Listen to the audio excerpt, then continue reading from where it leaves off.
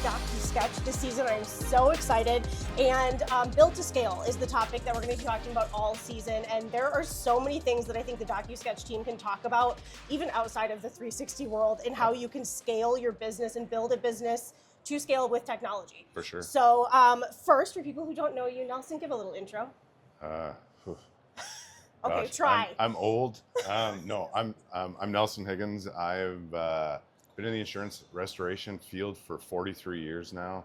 I've owned my own restoration company. I've been an Xactimate trainer for, I believe, 15 years. I understand Cotality and Xactimate very well. I understand efficiencies in restoration and how to make things grow so that you can scale and get work done in a CAT and in regular times or slow times. Yep. Right now, currently, I am the Vice President of North America for DocuSketch and have helped grow the estimating team that DocuSketch currently has. Perfect. Okay, so from your perspective, how much of the industry is using remote estimating now, do you think? If you just had to guess, I know that that's a big If I had to guess right now, I would guess currently that about 15 to 20% of the industry is using remote estimating, which is very small. That is. And probably another 15 to 25% are centralizing estimating, Okay. and the remainder are PMs trying to do it or people trying to do it with people doing multiple jobs. So the centralized estimating, is that like the larger players where they're having essentially like an estimating office, essentially? That's where correct. It all goes Yeah, to where it all one goes hub? to one, or you've got one office that's handling estimating for all of their network or all their franchises, or if they only have 3 offices, one office does the estimating for them. So what does it look like, keeping I have so many directions to go with this, the human part of estimating in the equation? So what is needed on the contractor side to be able to effectively leverage remote estimating? Documentation. Yeah. If you didn't document it, it didn't happen. Yes.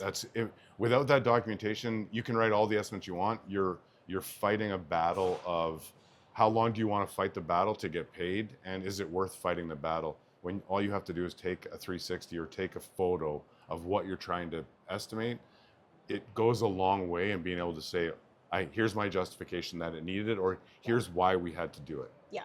What do you think is the biggest hurdle? Because I am also surprised by the low percentage that you gave of the number of companies using remote estimating. So what do you think the hurdle is there? I think people don't like change. People are scared of change. Yeah.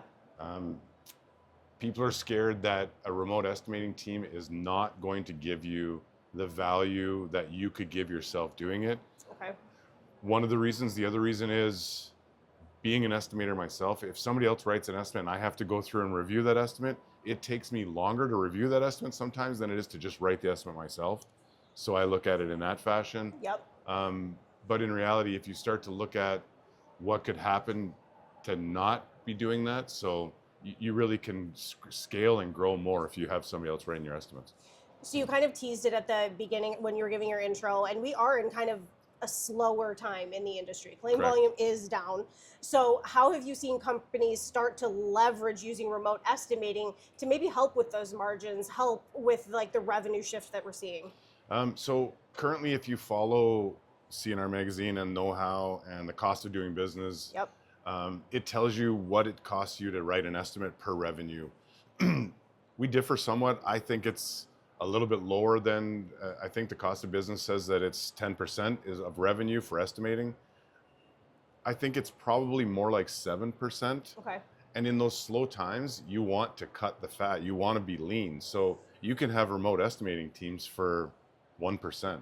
Yeah. So you can literally save 6%. And it's a great time to do it when you're slower because you can now work out the kinks. It is not an easy system to just say, I want you to write my estimates.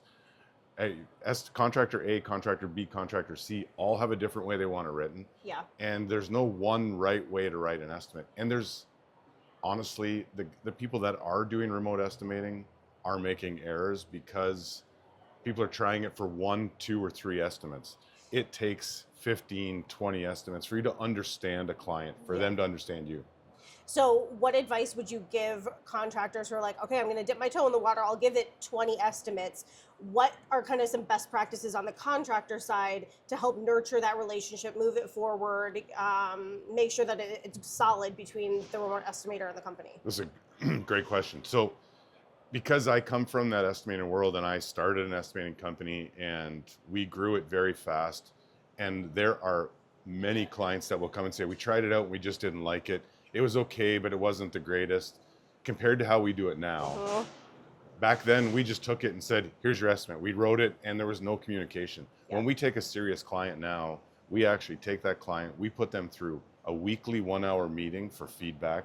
We drag feedback out of them. We make them take it. We actually tell them it's going to be 20 estimates and maybe more, because Yeah. it'll all depend on your team and what your team is doing from the field. The other great thing about doing it that way is it opens the door for teaching your people in the field to get better, Yeah. right? Everybody's right now so reliant on when's AI going to take scoping. I'm scared it's going to take my job. You have to start to think about, it's not going to take your job. It's going to help make your job stronger so that as a company, you can do more, you can scale, you can go and grow. So as AI advances, how do you see it continuing to influence estimating without removing humans from restoring properties? Because that's not going to happen. Yeah, I think I just came from a meeting, actually, we talked about the conception of when will humans not be needed. I personally don't see it ever happening in estimating. I think a human will always be involved in estimating because cameras and AI can't tell you if that drywall was 1/2 inch or 5/8. It can't tell you what the flooring, if it's high grade, low grade, what the cabinets are if they're high grade, low grade. There are so many factors. If it does happen, it's years away. These people are still needed. AI is going to actually help with scoping, I believe, which is really needed. And truly, the most functionable companies that are making the most profit are not having their PMs write estimates. They're actually pushing it out because their PMs already, and you've heard me say this before, they're emergency guys, they're psychiatrists so that somebody can cry on their shoulder. Yes. They need to be interior decorators because somebody's going to say, what do you think of this floor? What about the paint color? They need to understand construction. They need to be able to understand Xactimate and Cotality, whereas estimating companies don't do any of that. Our phone's not ringing. Our phone is not taking us from the middle of an estimate to a telephone call to somebody else tapping on my shoulder. These guys jump into an estimate, write it, be done. Say, this is it, the estimate's out, done, go to the next one, go to the next one. And they're doing it in massive speed and faster every day. So to that point, what is a reasonable expectation now, recording this in January of 2026, what's reasonable expectation now for the turnaround if you're using remote estimating? We currently guarantee 48 hours for turnaround for a fully compliant estimate to all SLAs, no matter who the carrier is or TPA. But we are currently, as I checked just yesterday, we are currently at 22.4 hours. That's beating your mark by a lot, cutting it in half. Okay. Anything else that people should know? What are some of your clients doing? How is this helping them actually scale? So imagine, and you have a PM, and that PM's got to handle 5 jobs in a week, but he's got to get 5 estimates out because he's got to meet TPA timelines. He's got to meet carrier timelines. 3 more jobs come in, he can't get to them. What do we do? Now he's behind. Now you're outside of timelines. If you're using a remote estimating team, you can actually do all those jobs and more.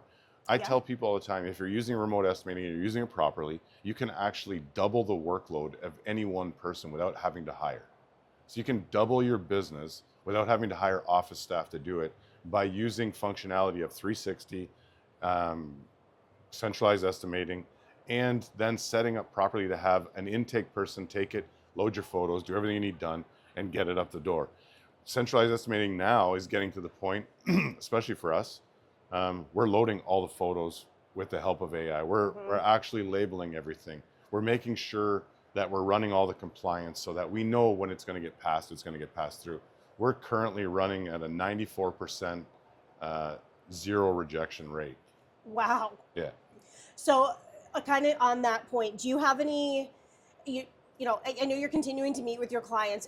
Are there any checks and balances that you recommend for people after, regardless of the remote estimating service they're using, to double check, see if anything's missing, especially early on, like any checks and balances? Or once you get it going, we're pretty solid here and you shouldn't need to worry about it? Yeah, once you're up and running and you're comfortable. So our current process that we have set up is we meet with our client and we'll meet every week, and then we'll go to every 2 weeks. And if there's nothing, if those meetings are, hey, how are you doing? Okay. We start to say, okay, let's move these to once a month. Yeah. But everybody in our industry are adults. You need Yes. communication's key. So if Yes. you're seeing something that's not happening, or you hire a new person, you need to put that person through the proper training, Yeah. make sure they follow it, and make sure they understand that this is what it's going to look like. If you're not hiring new people, I think as an owner of a restoration company, you really need to focus on your people and make sure they're aware. You're not going to lose your job. We're trying to help you do better with your job. Yeah. Perfect. Okay. Anything else you want to add before we wrap it up? Thanks for being on the first episode of the new season. Oh, first one. It is the first one. No, and we're doing it live yeah, at a show, which is really great. fun. This is a fantastic way to do it. It is. I think the only thing I would add is if you haven't tried centralized estimating, I think you have to try it. Yeah. Whether you do it remotely with somebody or you're big enough that you want to do it with in-house, you will see a large difference in scale and what your team can do for it. Perfect. Well, Nelson, thank you. Thank you. I'm sure you'll be back on a few times this season, so I look forward to chatting more. I'm happy. All right. Thanks. Thanks. Nelson.